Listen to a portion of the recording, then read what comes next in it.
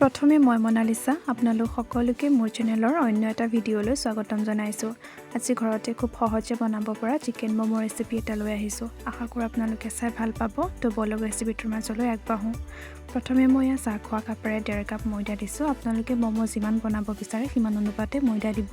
তাৰপিছত মই আধা চামুচ নিমখ দিছোঁ আৰু এতিয়া মই ভালদৰে লৰাই দিছোঁ।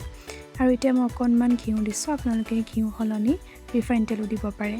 তাৰপিছতে মই হাতেৰে ভালদৰে মিক্স কৰি লৈছোঁ আৰু এতিয়া মই নৰ্মেল পানীৰে ডোটো বনাই ল'ম। ডোটো আমি টানকৈ বনাব লাগিব, ঢিলা হ'লে নহ'ব।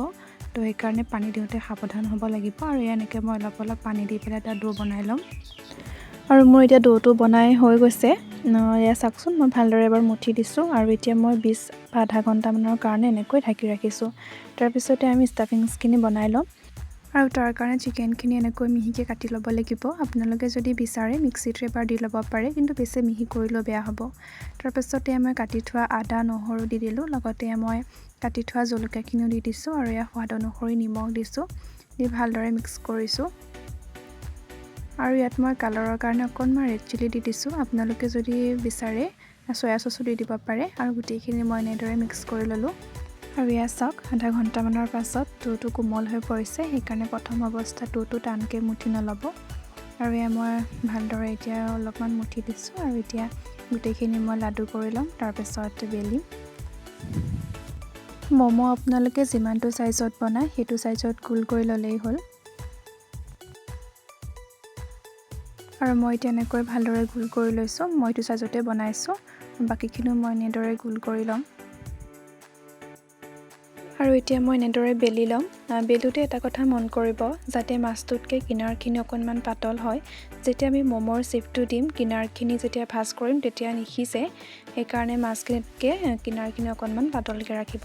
তাৰপিছতে ম'মৰ ষ্টাফিংছখিনি দিলোঁ। দি পেলাই কিনাৰটো অকণমান পানী সানি দিছোঁ। তেতিয়া ভাজটো দিবলৈ সুবিধা হ'ব।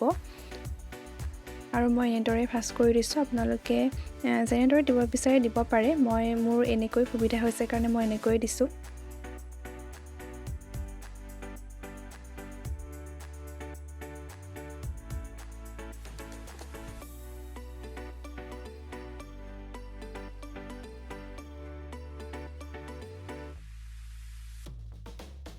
আৰু গোটেইখিনি ম'ম মই এনেদৰে বনাই ল'লোঁ।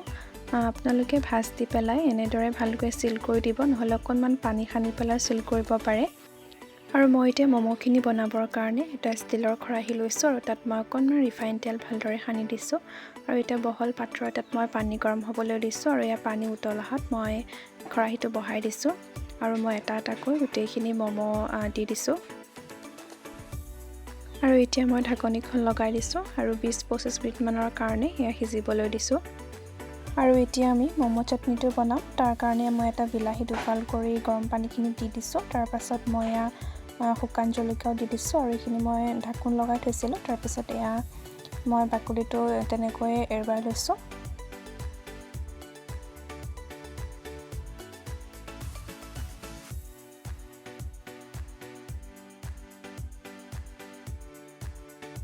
আৰু মই এতিয়া এইখিনি ভালদৰে পিচি আনিলোঁ। ইয়াত আপোনালোকে সোৱাদ অনুসৰি নিমখো দি দিব। আৰু ইয়াত 25 মিনিটৰ পিছত মোৰ ম'ম ৰেডি হৈ গ'ল। আৰু এই ম'মৰ চাটনিবিধ আমি দোকানত পোৱা ম'ম চাটনিবিধৰ নিচিনা একেবাৰে ছেইম হয়। আপোনালোকে ঘৰত এবাৰ বনাই চাব।